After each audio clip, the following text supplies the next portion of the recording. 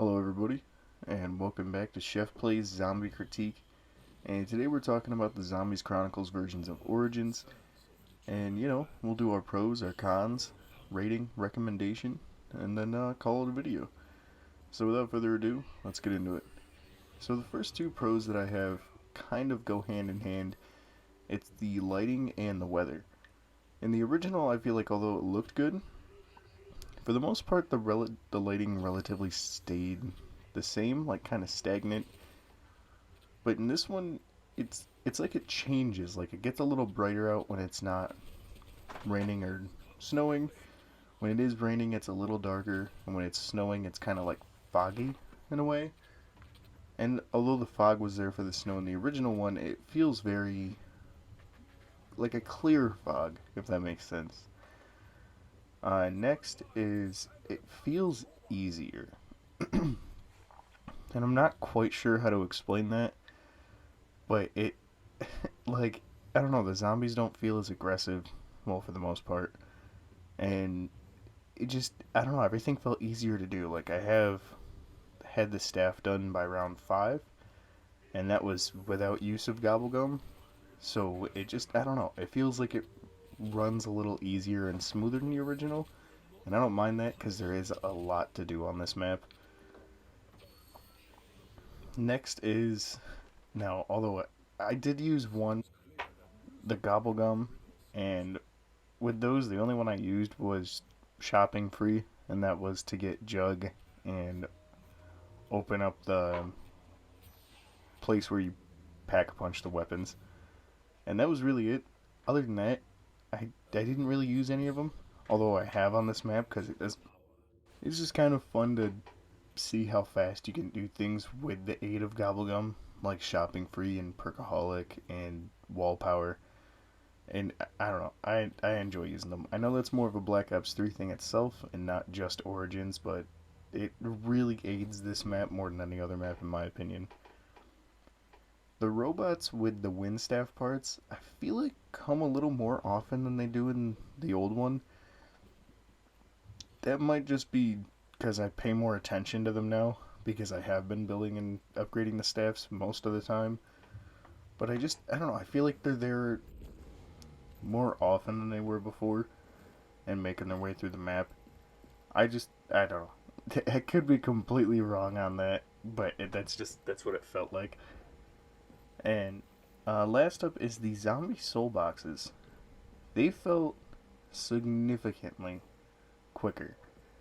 Like, it took me a minute in the other one, like the Black Ops 2 version, to do it. But in this one, it felt as though they were quick. Like, I think, all 4 of them done in one round. I think, granted, it was like round 15 or 16, but it still felt like it was fast. The only two real cons that I have for this map are the Panzer and the Mud. Now, for the Panzer, he feels so much stronger. Like, I think I fought 3 of them throughout this match, and they have a ridiculous amount of health, it feels like. Like, I think it was even on round, like, 16 with the upgraded ice staff. It took all 9 shots to kill him. I think there's a trick to it. I don't remember. But he was taken, like, he was like a literal walking tank. And he feels faster, too. Like, I don't know what it is, what they did to him, because every other part of this map feels easier. But he's just like an absolute behemoth on this one. And it's wild to me. Like, he took a minute to take down. And without that thing, like, before I even had the ice staff, he showed up. No, he didn't show up once. With the ice... No, that was a different game. But I had a first attempt on recording this. And I had, I think, the MP40. And it took, like, all of my ammo to get him down. Like, it was ridiculous. Next and last up is the Mud. I've talked about this before. I'll talk about it again. If they would have made a version of this without the Mud, I understand it's in there for certain gameplay mechanics, and it's, part of the map, whatever, then I think it'd be fine. Then I would really have no cons with the map besides Panzer. And it would be pretty much right there with Mob of the Dead, but it slows down gameplay so drastically sometimes. And with the zombies in Black Ops 3 moving as quick as they do, it can really be an end all be all when it comes to that, and it got annoying really fast. But other than that, this map is a 9.5, and it is the final map in Black Ops 3, which means tomorrow will be the Black Ops 3 overall video, and then we'll start on Black Ops 4. It's kind of crazy how many maps this game has, because it kind of has an advantage. It's got 14 of them, and although they span, I think, from 6 to, I think 9.5 is the highest. I don't think I gave this map any 10s. It, the average is going to be very, like, particular, so I'm definitely going to have to round it. Because we only really do whole, like, solid numbers and 0.5s. But yeah, after that video, we will start on Black Ops 4, and that one, you know what, I'm going to say it before we even get to it.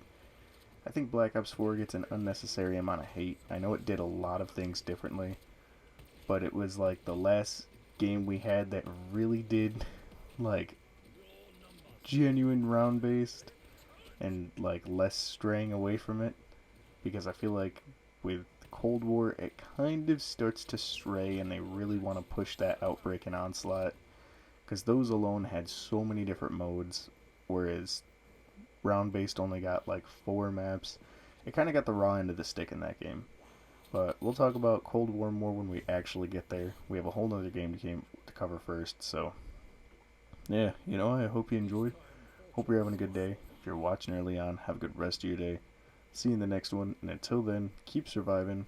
And you know what? I do recommend this map highly. But, watch out for the Panzer, because like I said, he feels ridiculously strong in this one. And that might just be me. But it felt ridiculous. So, yeah. Until the next one. See ya.